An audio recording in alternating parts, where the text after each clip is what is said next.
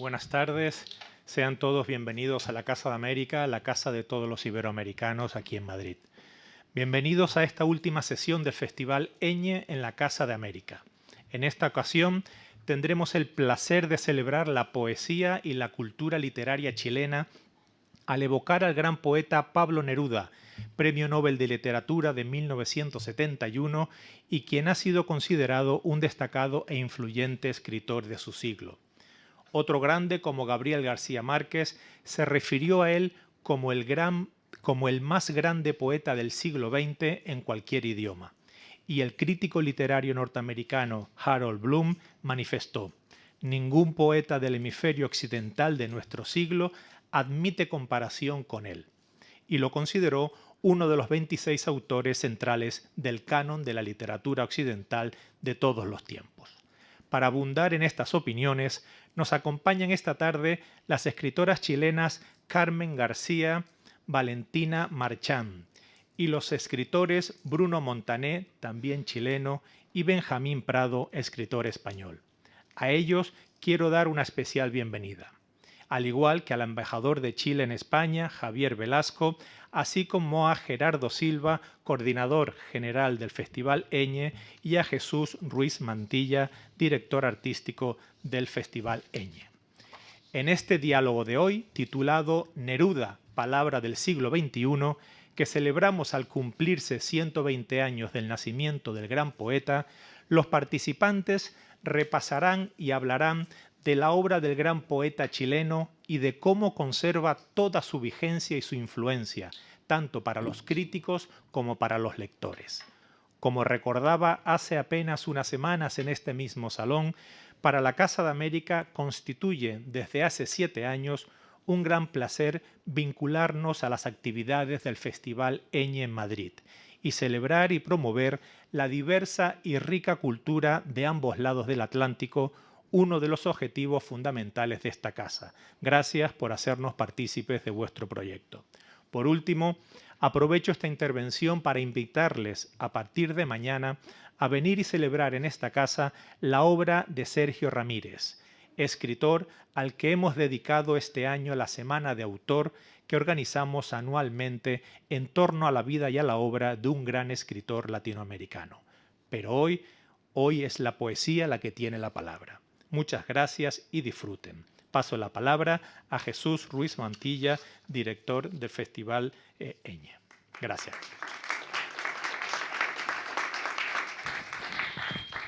Muchísimas gracias. Bueno, para mí siempre venir a la Casa de América es una maravilla y es una de las sedes fundamentales del festival. Así que, bueno, seguiremos nuestro camino juntos por muchos años, espero.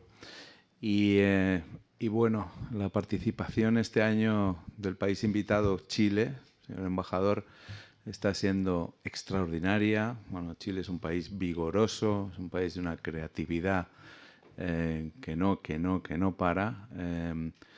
Tenemos muestras de nuevas generaciones de escritores, de poetas, de artistas que están en plena efervescencia, reconocidos en todo el mundo, y para nosotros era fundamental que Chile formara parte de manera especial del Festival Eñe, sobre todo este año, además, que está dedicado a la palabra democracia, en una palabra que retumba especialmente en un país como Chile, que ha sido un país que ha sabido recuperar la dignidad de esa palabra después de haberla perdido, de que se la arrebataran por la violencia de la manera más execrable, que haya vivido una dictadura como se vivió en España, también arrebatada por métodos violentos. Y yo creo que eso nos hermana, o sea, así como en Europa, bueno, en Italia y en Alemania, aunque no por mayorías, pero sí con alguna ayuda de las urnas, Hitler y Mussolini llegaron al poder. En España no. En España siempre digo que la Falange, el día que estalló la guerra civil tenía 0 diputados y que por eso le fue arrebatado violentamente el poder al pueblo. La palabra democracia está sufriendo un asedio, un ataque, y en Eñe hemos querido establecer una plataforma de diálogo para que los creadores, no tanto los políticos o los politólogos, los políticos que polarizan el lenguaje y los politólogos que lo enmarañan, que los creadores con su lucidez, con su clarividencia, los escritores, los músicos, los artistas plásticos, den las soluciones, siempre le han dado, las más creativas para salir o para armarse en estos tiempos de dura batalla y de guerra sin cuartel, silenciosa y ahora a cara de perro frente a las fuerzas del mal. Por eso queremos también, perdonar que sea tan contundente, pero es que es así y no hay otra. Bueno, cedo ahora la palabra a mis queridos poetas, que son los...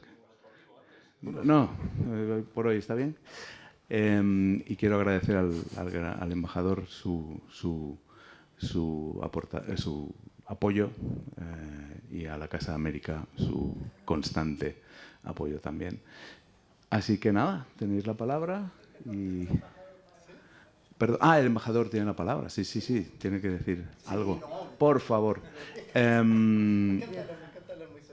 No, el embajador ahora mismo le toca. Gracias.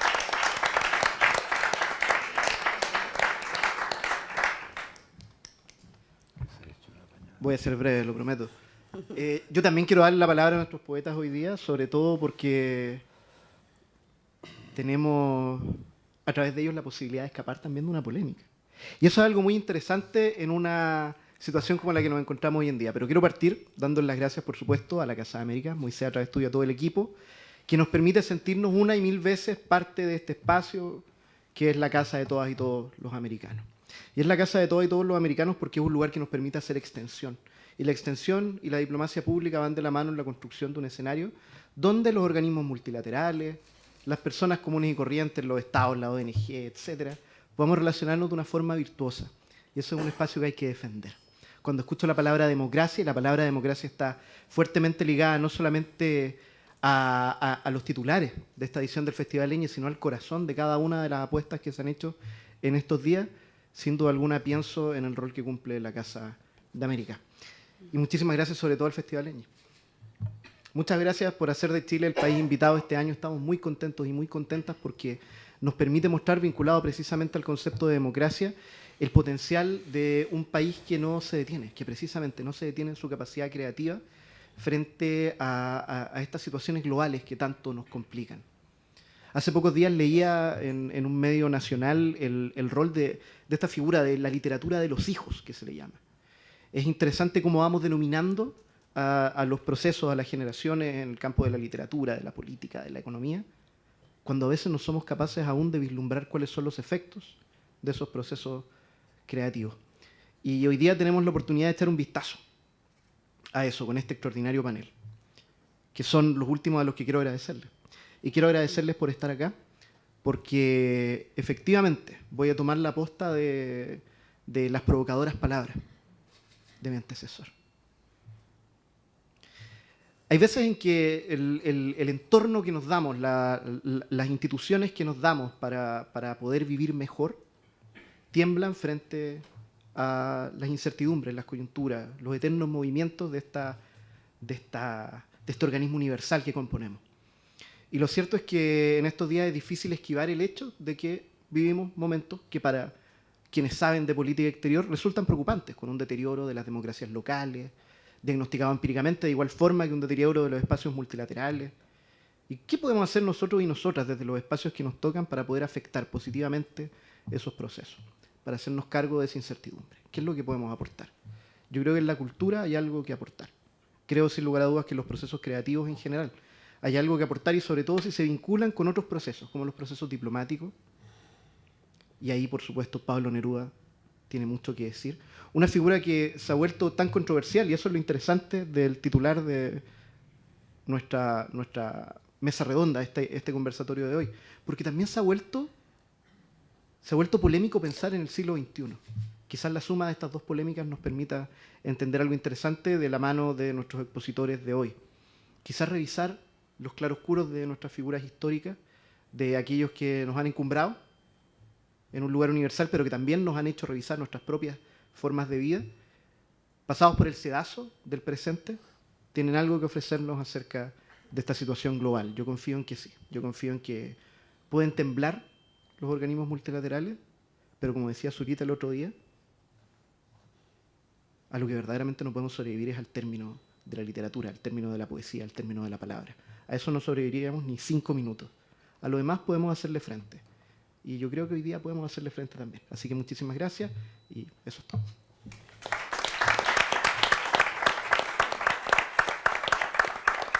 Bueno, muchas gracias, embajador, por acompañarnos también. Gracias al Festival Eñe por esta invitación, a la Casa América por recibirnos. A mí me toca ahora el doble rol de moderadora y poeta. Y me gustaría partir esta conversación entre mis compañeros y compañeras hablando un poco sobre la influencia que ha tenido esta figura, ¿no? Esta gran figura, de alguna manera quizás demasiado hegemónica que ha sido Neruda para nosotros. Cómo la hemos revisitado y cómo nos hemos obligado a veces también a desinfluenciarnos de lo que él significa. No sé, Bruno, ¿te gustaría comenzar? Gracias. Bueno, buenas noches. Estoy más o menos emocionado de estar aquí, en un lugar donde ya he estado en 2 ocasiones. En una de esas ocasiones, precisamente en este podio, leyó un interesante texto Antonio Gamoneda, que es un poeta español al que admiro mucho. Nuestro querido Pablo Neruda. Me voy a remitir a una pequeña anécdota que tiene que ver conmigo. Neruda, de modo muy diferido, y precisamente por su trabajo como diplomático, hizo que yo tuviera la extraña fortuna de nacer en Chile, porque mi familia viajó en el Winnipeg a Chile. Y entonces acabé naciendo allí. Luego también, comentando mediodía con Valentina y Carmen, estábamos repasando el episodio de la muerte de Neruda semanas después del golpe de Estado, es decir, comentando esa trágica epifanía casi catastrófica para un poeta, ¿no? Morir en una clínica militarizada mientras se derrumbaba el destino de Chile. Bueno, el experimento democrático chileno al socialismo, que precisamente fue echado abajo por la política de Estados Unidos y por la derecha chilena. Bueno, eso. Tengo esa visión. Luego, nuestro querido Neruda, en lo que a mí respecta, es un poeta que leí, digamos, hacia al comienzo de mis lecturas, y casi solapadamente con César Vallejo, gran poeta peruano. Y en mi propia experiencia de confesar que, junto con Residencia en la Tierra, que tenemos aquí este emblemático libro, quizá Valentina se anima a leer un poema. Ah, bueno, puede ser. Y a corregirlo. de manera contemporánea y crítica. Bueno, que pierdo el hilo. Bueno,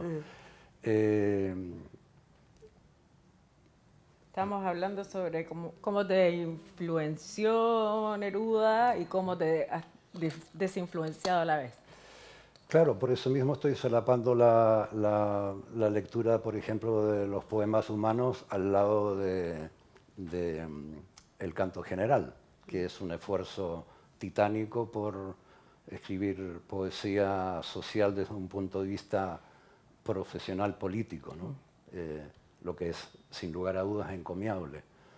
Pero hay que ver en qué lugar queda, digamos, el extraño y poderoso papel de la poesía en ese caso.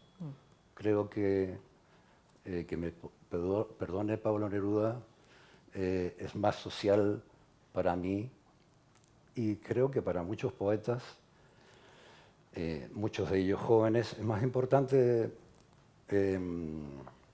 los poemas humanos, que precisamente es un libro dedicado a la tragedia de la Guerra Civil Española. Me parece eso más poesía social, que profundamente social y profundamente poética, que el gran esfuerzo que hizo el camarada Neruda con el canto general, por ejemplo. Una pequeña anotación y puedo recibir luego reclamaciones a la salida. O incluso aquí, espero, hacemos luego ¿Una lectura? un Si nos un da tiempo, momento vamos a abrir las preguntas. de conversación con el público, Sí, que sí. Si en nos el da fondo tiempo, venimos lo para vamos eso, a ¿no? hacer, de todas maneras. Vale, ¿tú cómo contestarías esa pregunta? Bueno, hola a todas y a todos. Muchas gracias por estar acá. Bueno, yo creo que Neruda es sin duda un personaje polémico,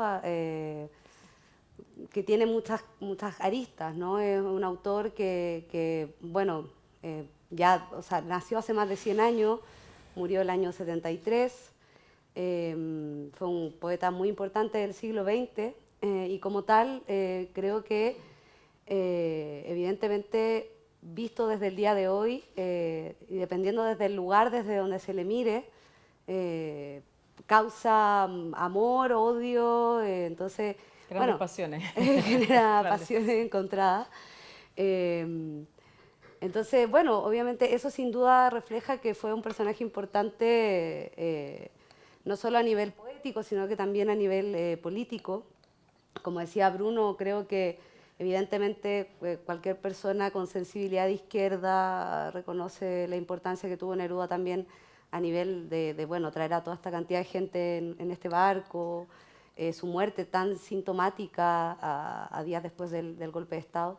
Y en mi caso particular, bueno, yo acá traje este libro que es Residencia en la Tierra, que para mí este es el gran libro de Neruda, en mi caso, es el libro que más más leí y que más me gusta y que más me influyó. Y claro, como ya a nivel poético, hay como dos Nerudas, ¿no? O sea, como un primer Neruda que es el de Crepusculario, el de 20 poemas de amor, y que finalmente culmina con este libro, con las 3 residencias, acá solo hay 2. Y luego otro Neruda que se va en este rollo como del poeta Abate, ¿no? Como del gran poeta, del papá Neruda un poco, y con todo el concepto del canto general, que es un gran proyecto poético que él tuvo, pero que a mí me genera mucha distancia a la luz de hoy, ¿no? O sea, como que yo no creo en esa cosa de la alta poesía o del bate, del poeta, ¿no? Como del gran poeta. Me gusta más este poeta, que es un poeta taciturno, melancólico, existencialista, y es loco porque luego Neruda renegó de este libro. Decía que no había que leerlo, que era un libro que hacía que la gente se pusiera muy triste, que era un libro muy... como que no tenía esa cosa, o sea, como que le daba un poco de... ¿no? Como que no les generaba tanto acomodo este libro. Y a mí me gusta mucho este libro, creo que es un libro que marca, bueno, salió en los años 30, muy influenciado por la vanguardia, muy concreto también, y yo creo que ahí Neruda se mete en las cosas de una forma poética que a mí me interesa en mi propia poética, más que lo que hace luego en las odas elementales, por ejemplo. Que un poco me parece que es como que ya, no sé, como que bueno, voy a escribir, está bien, uno puede escribir de lo que quiera, pero a mí no me interesa tanto. Entonces, en concreto, creo que en mi caso ha sido como de idas y venidas con Neruda. Este libro igual, bueno, yo vivo en Barcelona, pero hace 5 años me vine de Chile y me lo traje en mi maleta, este libro. Y lo leo, bueno, lo voy leyendo cada tanto, ¿no? Eso. Benjamín. Yo es que a Neruda no le puedo perdonar la vida, lo siento. No, Decía, no es perdonar la vida, ¿eh? decía el poeta Fernando Villalón, exagerando mucho, que para él el mundo se dividía en dos, Sevilla y Cádiz. Si a mí me obligaran a hacer una exageración por el estilo, yo diría que para mí la poesía se divide en dos, que sería Lorca y Neruda. Yo es un poeta que empecé a leer muy pronto, seguramente uno de los primeros poetas que empecé a leer con la idea de que igual algún día me apetecía hacer algo parecido. Y sigo deslumbrado. Creo que es un poeta muy cambiante. Creo que se podría decir Pablos Nerudas, ¿no? Como se podría decir Rafaeles Albertis o Federicos García Lorcas, ¿no? Poco tiene que ver el Neruda de Extravagario, a lo mejor con el Neruda de Residencia en la Tierra. Y a mí el que más me gusta de todos, en eso pienso justo al contrario que tú, el que más me gusta de todos es el Neruda de las Odas Elementales. Creo que es un poeta inacabable, creo que es un poeta con un entusiasmo por la palabra, con una fe en que el poema puede sacarle a las cosas significados que las cosas no sabían que podían tener por sí mismas y que te abre la cabeza en muchas direcciones. Es un poeta que a una cebolla le llama redonda rosa de agua y ya no te vuelven a saber igual las ensaladas. Es un poeta que a unos calcetines le llama liebres suaves. Es un poeta que a unas tijeras le llama pequeños ríos amarrados, pájaro que vuela por las peluquerías. Y eso abre unos conceptos en tu mente y en tu mirada que no estaban ahí antes de leer a Neruda. Yo creo que los grandes escritores, las grandes escritoras, poetas o lo que sea, son los que te hacen pensar que después de leer su libro no eres exactamente igual. No te voy a decir que sufras una transformación de personalidad esquizofrénica, pero sales convertido en una persona que tiene dentro cosas que antes no estaban. Y respecto a las polémicas de Neruda, pues me dan un poco igual, ¿no? Creo que son hijas de estos tiempos en los que intentamos adaptar todo al presente, y lo mismo que hay gente que le quita de la portada del Abbey Road a Paul McCartney el cigarrillo que lleva en la mano porque dicen que invita al tabaquismo, y dices, bueno, pues muy bien. Pues Neruda creo que es un señor nacido en el año, como bien decías tú, 1904. No le podemos someter a los códigos morales, de comportamiento, etcétera, del siglo XXI, que en muchas cosas son mejores, sin ninguna duda, por ejemplo, en el aspecto del feminismo, por ejemplo, en el aspecto del patriarcado, etcétera, etcétera, etcétera. Y luego hay cosas que parecen más discutibles, ¿no? Aquí hubo todo un ataque a Neruda por varias razones, algunas de ellas, por ejemplo, por su supuesto verso prepotente, me gustas cuando callas, como estás como ausente. A mí me parece que ese verso tiene más lecturas que la lectura del feminismo más simple. O me parece que cuando se habla de Neruda como un estalinista feroz que mantuvo la fe del carbonero durante toda su carrera, yo ya sé una cosa, que no se le ha leído, o que no se le ha leído entero. Neruda, como todos los intelectuales de aquel momento, casi todos los poetas, vale para él, vale para Louis Aragón, vale para Paul Eluard, vale para Rafael Alberti, vale para André Malraux, vale para Oden, vale para Stephen Spender, vale para prácticamente todos los poemas del momento, pues que tenían una idea política cercana al comunismo, pensaban que el comunismo era la salvación contra el capitalismo feroz y contra los fascismos, etcétera, ¿no? En la foto de Yalta había un señor al lado de Churchill y Roosevelt que se llamaba Stalin. De ahí a decir que Neruda mantuvo ferozmente contra viento y marea y por encima de los millones de crímenes de Stalin su fe del carbonero, pues eso es no haberlo leído, ¿no? Porque Neruda al final de sus días sí escribió libros, bueno, en concreto uno que se llama Fin de Mundo. El fin de mundo de Neruda es el fin del mundo comunista, ¿no? Donde tiene versos como Stalin, gracias a ti en cada árbol de Rusia colgaba un ahorcado, me parecen poco dudosos. Me imagino que cuando eres un personaje de las dimensiones casi bíblicas de Neruda en todos los sentidos, creo que su obra poética completa son como 1500 versos, una cosa, 1500 páginas, es una cosa disparatada, pues lo mismo que tu poesía está sometida a diferentes cambios, diferentes momentos, diferentes temperaturas, también tu figura pues ha transitado, además, estamos hablando de una generación que vivió una guerra civil española, porque él la vivió en primera persona en su Casa de las Flores, que vivió 2 guerras mundiales, exilios, en fin, todo esto no es, en fin, es lógico que cometieran sus fechorías, por decirlas así, y sus aciertos también.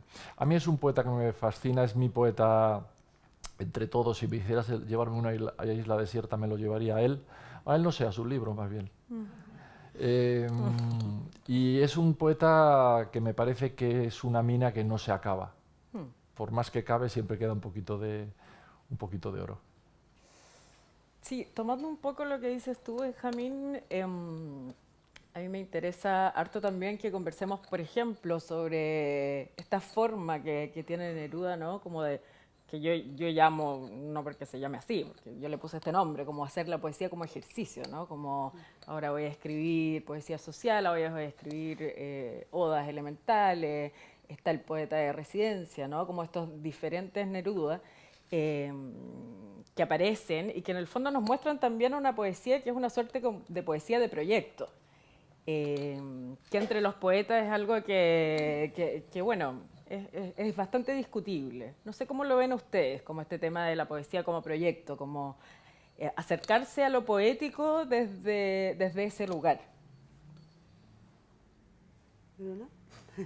Bueno, Neruda, bueno, como comenta Benjamín, casi dice que Neruda era capaz de cubrir todos los palos. Y casi coincido en que las Odas es uno de los libros más interesantes. También extravagario. Como ya voy para viejo, me gustan las anécdotas. Y porque quiero mencionar a otro poeta español que admiro mucho, que es Leopoldo María Panero.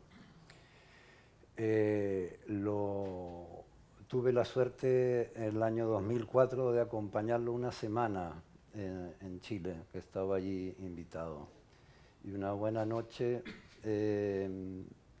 vamos a comer y yo pido un caldillo de congrio. ¿Cómo no? Y que estaba en una olla de barro grandísima, calentísima, y yo trabajaba en ese mundo de sabores y tenía a Leopoldo al lado, que todo el tiempo me iba diciendo: la oda al caldillo de congrio de Neruda. Y yo seguía, y luego pasaban 3 minutos y seguía Leopoldo insistiendo en su lectura de Neruda. No sé, ¿qué opinas de Panero? Yo que un poeta fascinante, ¿no? Sí. Siempre. Bueno, el mejor de los paneros posibles, sin ninguna duda. Aunque el padre era un gran poeta supuesto. también. Leopoldo es muy interesante y yo creo que una persona que por detrás de su evidente locura tenía unos puntos de vista literarios muy interesantes, ¿no? Sabía muy bien lo que decía cuando hablaba de Neruda, sabía muy bien lo que decía cuando hablaba de Oden, sabía muy bien lo que decía cuando hablaba de Poe. Sí, un poeta muy interesante, la verdad. Luego como una cabra, eso sí, ¿no? A mí su hermano un día me dijo, yo me di cuenta que Leopoldo había perdido la cabeza un día que lo vi en la calle comiéndose un donut. Digo, pero eso no parece muy loco. Dice, no, pero es que lo estaba mojándole el alcorque de un árbol. Digo, entonces eso ya sí. Sí. Bueno, a mí me tocó la suerte de que ya no estaba tan loco, supuestamente, cuando fue a Chile. Pero también hizo sus locuras. Y no las quiero contar. Las puedo contar Afuera. Bueno, pero volviendo a la idea claro, Neruda es un grandísimo poeta en el sentido de que sí tiene plena confianza, dominio del oficio, como para plantearse un proyecto.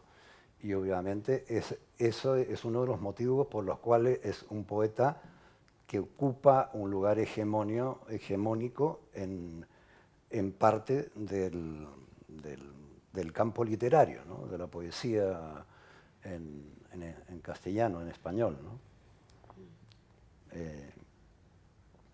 Pero lo siento, a mí me gusta más Vallejo. No, bueno, yo creo que evidentemente, a ver, no sé, como que está un poco la figura autorial de Neruda, que ahora hoy en día hablamos de las figuras autoriales, ¿no? Y cómo él fue construyendo lo que decía Bruno, ¿no? Como una carrera profesional, un poco de poeta y de diplomático, y él se supo mover muy bien. O sea, creo que hay grandes poetas muy buenos poetas, sí, que no son tan leídos como Neruda, y no porque no sean tan buenos como Neruda, sino que también porque no han tenido el espacio para, no sé, instalar sus obras. Hoy en día, bueno, eso es muy común, ¿no? Entonces creo que Neruda, por una parte, tenía este afán como de... Perdona, ¿Ah? el caso del otro Pablo. Bueno, Pablo de Roca, claro, hoy día hablábamos de Pablo de Roca, que es otro gran poeta chileno, también como de los padres de la poesía chilena, pero que tiene una historia de vida muy diferente y a la vez muy parecida, porque ambos eran personajes de izquierda. Pablo de Roca también era militante, pero claro, Pablo iba con una maleta vendiendo sus libros por Chile, y era muy pobre, y creo que en un momento hasta como que lo echaron del Partido Comunista. En cambio Neruda no, Neruda logró cargos de poder viajar por el mundo, etcétera, etcétera. Entonces, y Pablo de Roca también tenía un ímpetu muy popular, ¿no? De rescatar como las tradiciones, el lenguaje popular, el lenguaje de la calle. Porque claro, yo siempre me hago, o sea, es inevitable hacerse esa pregunta, ¿no? Como ¿por qué hoy estamos hablando de Neruda? Seguimos hablando de Neruda. Para nosotros que somos chilenos y chilenas y que somos poetas, es complicado porque es como un padre que nunca terminamos de matar, ¿no? O sea, que es como imposible un poco de asesinar. Y que bueno, más allá de que queramos o no, nos guste o no, está ahí, ¿no? Está presente. Entonces, no sé, yo creo que claro, él se propuso hacer como una gran trayectoria y lo hizo, publicó muchos libros. Y yo vuelvo a lo anterior, o sea, yo no creo en la gran poesía, y tampoco creo que los poetas tengamos que estar publicando un libro al año ni tener como 1000 páginas de poesía para ser grandes poetas. Creo que hay poetas o escritores que han escrito muy poco, no sé, Juan Rulfo, por ejemplo, ¿no? Que escribió muy poco, Pedro Páramo y El Llano en Llamas, y poquitas páginas y es extraordinario. Y es suficiente. Claro, y es suficiente. Entonces, pero bueno, depende del punto de vista. Claro, podríamos pensar que Neruda un poco, como que ya también, ¿para qué tanto, no? ¿Por qué tenía que publicar todo y cada una de las cosas que pensaba? No sé. Porque era un poeta profesional. Claro, porque Era un poeta profesional, sí. bueno, y es a un mí... ejemplo encomiable, hay que seguirlo. Sí, es Hay que decirlo. Y también lo que sucede, ¿no? Es que bajo estas figuras hegemónicas hay muchos poetas que quedan, digamos, oscurecidos, ¿no? Como en la misma generación o con, como decías tú, Valentina, con méritos similares que luego no son difundidos o no trascienden, que es el caso de Pablo de Roca, no sé, Jorge Tellier, infinitos, ¿no? La Estela Díaz Marín, podemos seguir así mucho. Yo creo que es que, no sé, es Neruda por casualidad.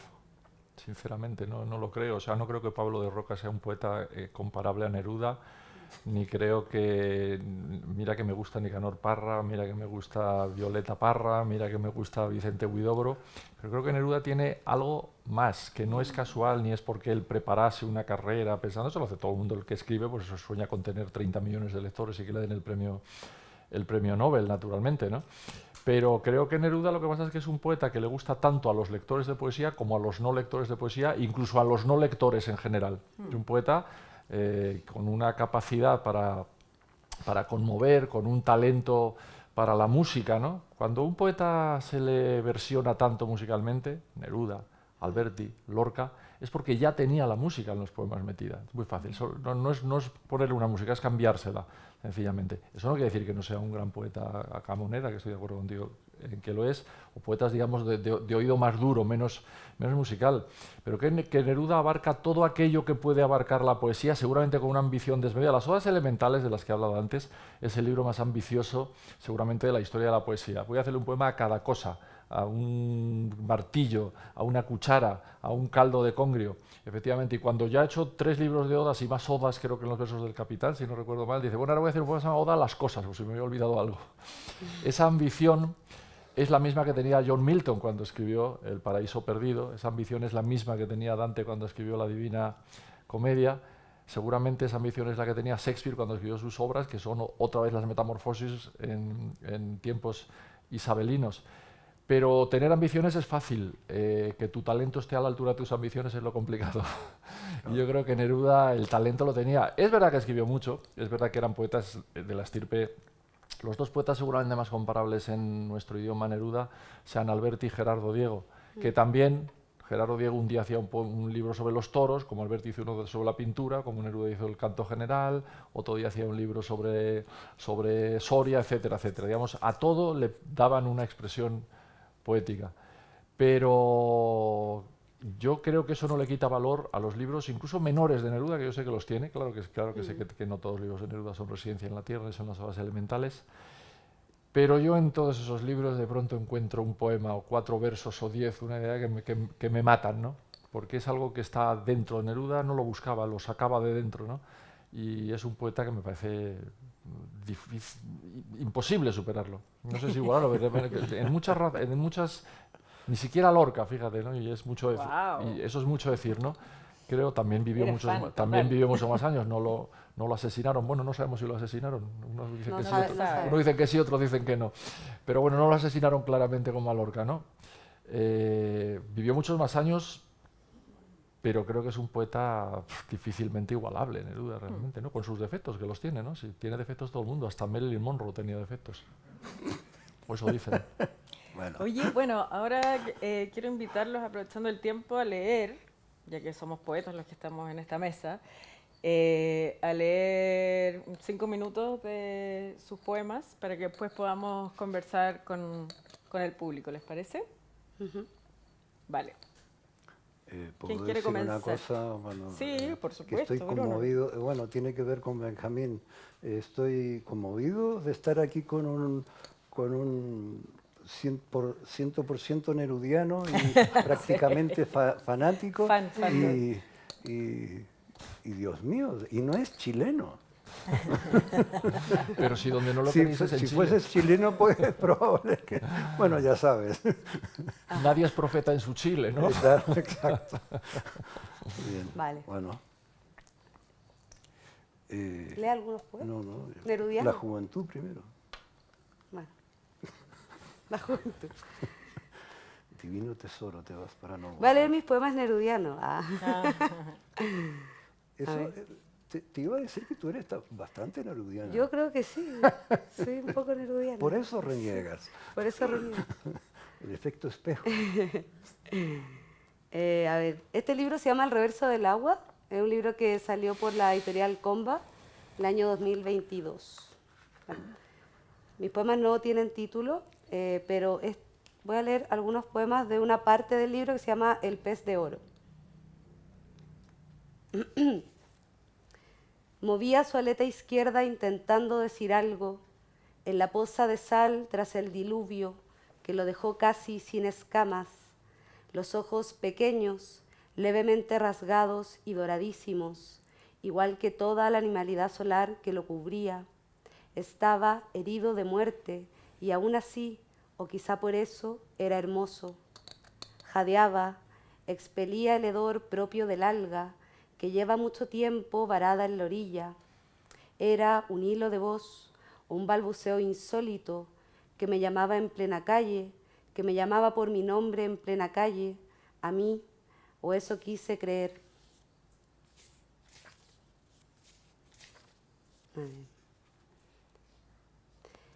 La aleta se incrusta, se clava, es diente cariado, áspero temblor en el oído, ciénaga, guijarro entre los dedos, en la punta de la lengua se atraganta, basura cósmica que quiebra, rompe, parte. Era su forma de callarse, su caliente animalidad era hasta el fondo, hilo negro que nos sangra, nos urce, la garganta tan adentro, en las posturas más insólitas, debajo del agua en el techo, la plaza pública, en la librería de la esquina, el baño, el pasillo, la escala, entre las obras completas de Trakl y la pila de revistas agujereadas, anónimas, romances medievales de segunda mano. Sus escamas, sus ojos, su boca peluda, salpica, endurece, pezones, uñas, nalgas, las suyas, las mías, daba igual. Había que escribirlo, alguien tenía que escribirlo, porque el frío era mucho y la lápida dorada de calor que nos cayó encima era demasiado grande. Ya, y el último, que me parece un poema melodiano. Me dicen que no te humanice, que no te ponga rostro, que te saque los lentes y el jockey azul con el que te paseabas, que mejor trabaje las distintas fases del pez, que te deforme, mancha o grito, trazo de pez pájaro en la espuma. Les digo que sé hacer eso, que lo he hecho muchas veces, que siento asco. Llevarte, por ejemplo, a una playa para dibujar un círculo en la arena y luego quizá un triángulo para coronar tu partida al otro lado del muro. Pero no basta con decir que los peces amanecieron muertos en la puerta de mi casa o que tengo una extraña obsesión por coleccionar ojos de peces muertos que caen en las puertas de casas que no son mías. No basta, y por eso la prosodia. Podrías en realidad llenar cualquier hueco, convertirte en cualquier forma ahora que no estás, y te someto al ejercicio de las figuras. Ser un cisne que olvidó ocultar su cabeza en el agua, o una extraña gaviota que vuela en sentido contrario a la orilla, hasta perderse en esa línea difusa que no es mar, pero tampoco cielo. Muchas gracias. ¿Benjamín, quieres seguir tú? Sí. Que conste que nadie me había dicho que había que leer poemas, ¿eh? Con lo cual voy a hacer la cosa que más detesto en mi vida, que es leer poemas en un teléfono, que me parece una horterada Ay, qué pena que nadie te avisó. terrible. Pero bueno. Yo siempre quise ir a Isla Negra, claro, la casa de Neruda, una de las casas de Neruda, y al final fui y escribí este poema. Luego he vuelto más veces y tengo un pececito de estos allí en casa, en el despacho. Y una foto de Neruda en la mesa también. Ay. Está en tu santoral, qué bien. Bueno, los santos por lo civil son los mejores, ¿eh? Eso sí, sin lugar a dudas. La carretera de la costa lleva a un bosque con pequeñas casas prefabricadas. A lo lejos se ven los pilotos azules de los remolcadores. La casa está en la playa. Hay un balcón hecho para esperar el salto mineral de las ballenas. La luz es como un fuego. Neruda está junto a la empalizada. Aquel día la gente iba llegando muy despacio, al borde del océano. Algunos se sentaban a leer, otros dejaban junto a la puerta velas encendidas o traían banderas.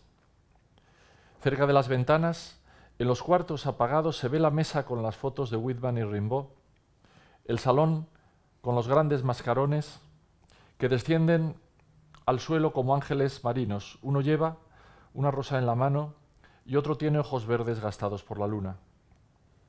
Antes de irse sigue contándome Cristina. Ya era casi de noche, había puestos iluminados. El viento apagaba las velas. Yo compré esta pequeña caja de cobre y puse en ella 2 flores de la tumba de Neruda. Aquel viento sonaba igual que el mar sobre un embarcadero. Volví a mirar la casa como si de repente fuera a encenderse la luz de una ventana. Hay ángeles que buscan playas abandonadas donde olvidar el cielo.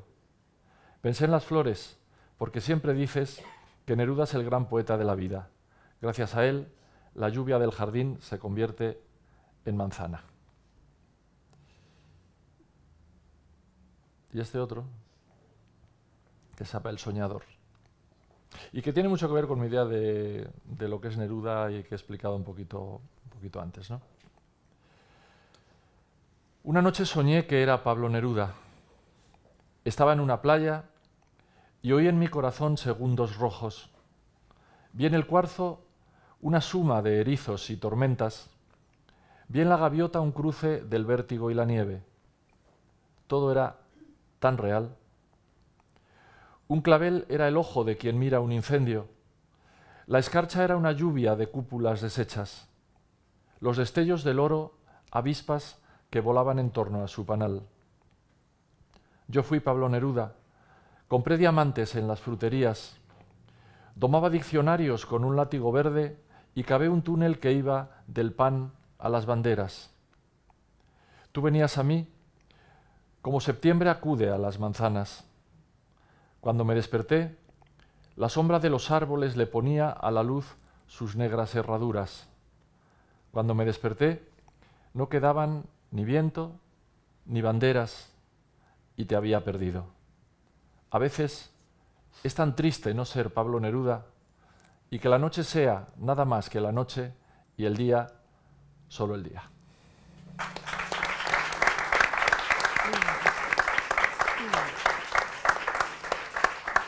Es un verdadero manifiesto ese poema. ¿Vale? Que es un verdadero manifiesto.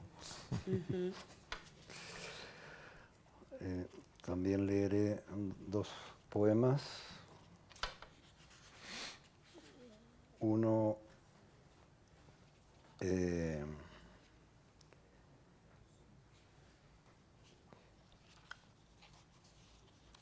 que tiene que ver con un recuerdo de infancia.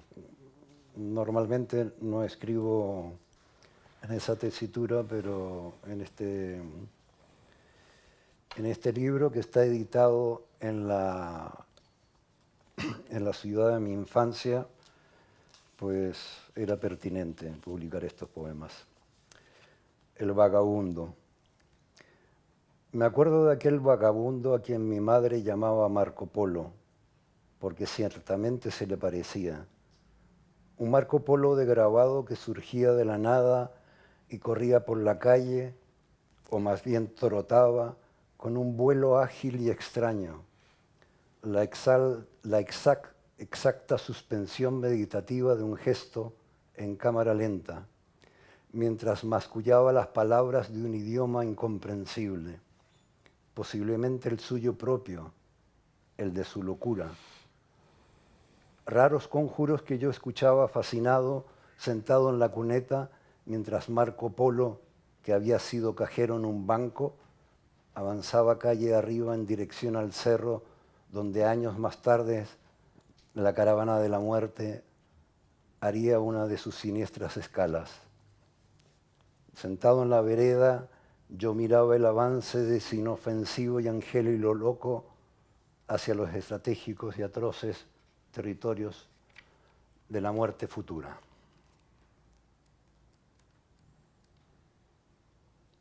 Ahí me refiero a la dictadura. Y uno que se llama La luz del mundo, un poquito más metafísico. Seamos celebratorios y vindiquemos la lejana luz de todas las cosas, la luz del mundo que nos abraza en la infinita claridad del día, en su curvatura y hambre, en su diseminación manifiesta, justo ahí donde la muerte surge de lo infinito e ínfimo, gesto y retrato de la vida, repetición de la materia. Tengamos presente la atómica aliteración del lenguaje, sus usos áureos o enajenados, su belleza y sus feas palabras, su oculto deslizamiento a favor de la extraña idea de que siempre todo acaba iluminándose.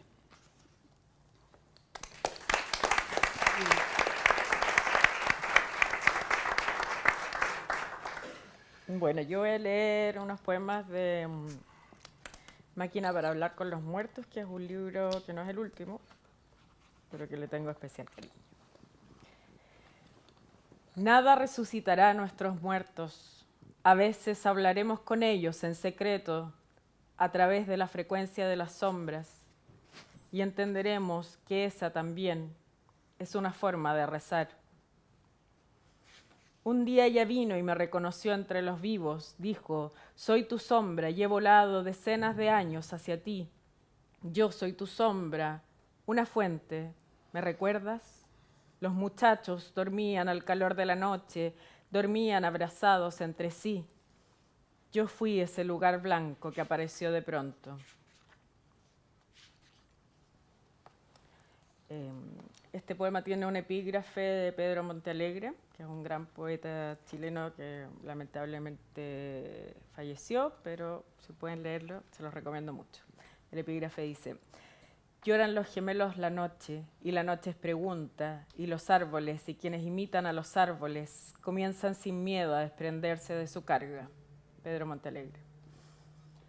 Los muchachos caminan junto al río, buscan el árbol de los sueños, las ovejas caminan al revés.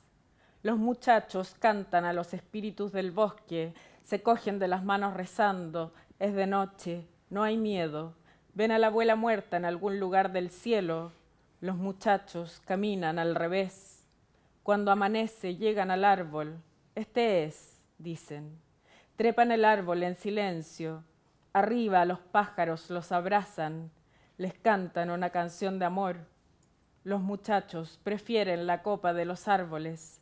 Ahí se ocultan de las sombras que los acechan. Gracias.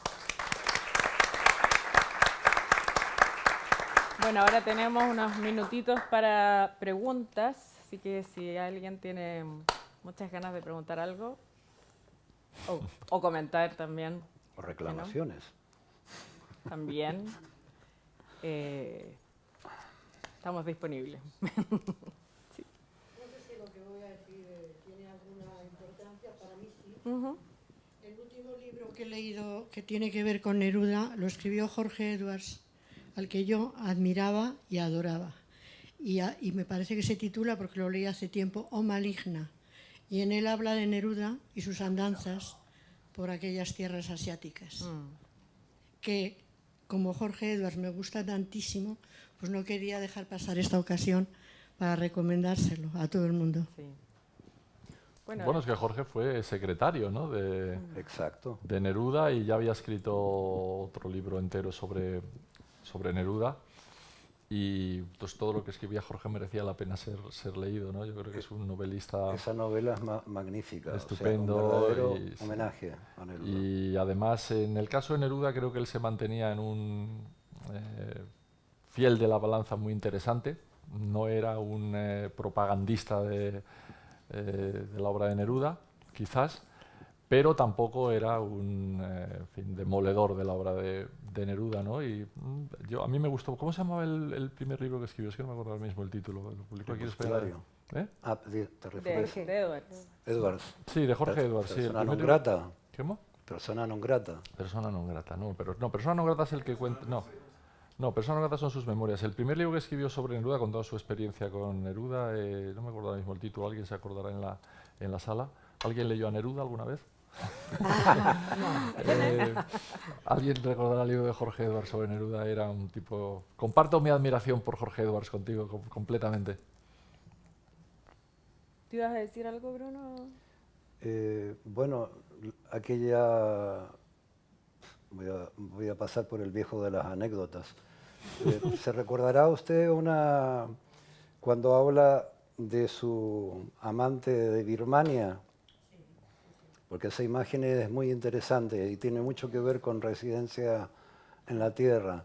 Es la maligna del título. Claro, exacto. Cuando él la ha abandonado y pasa 1 o 2 noches y de repente comienza a escuchar que cae una piedra en el tejado, luego otra en la ventana y comienza la lluvia de piedrazos y Neruda se asoma apenas y ve que es la magnífica maligna que está ahí premiando al poeta por haberla abandonado.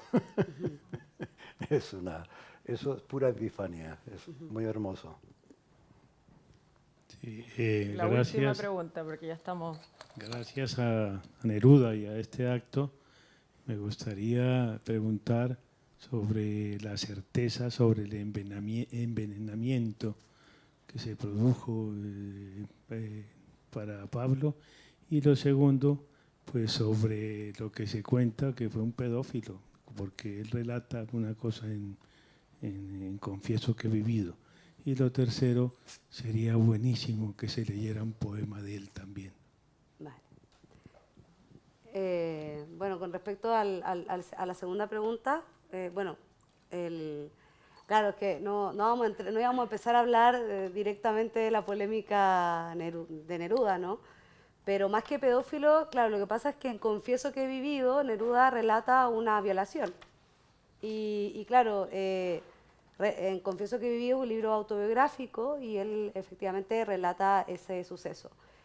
Ese es un aspecto de Neruda que significó que, bueno, hace poco tiempo se quería rebautizar el aeropuerto de Chile, se le quería poner Pablo Neruda, pero obviamente el movimiento feminista y el activismo como que lo impidió, porque hay mucha gente que, en el fondo, ahí está el tema polémico, ¿no? O sea, como una cosa, o sea, no se puede negar eso, ese hecho, tampoco se puede negar su relación con su hija, ¿no? Un padre muy ausente, o sea, hay varios aspectos de la vida de Neruda que son polémicos y en este caso la violación, bueno, desde mi punto de vista, es una violación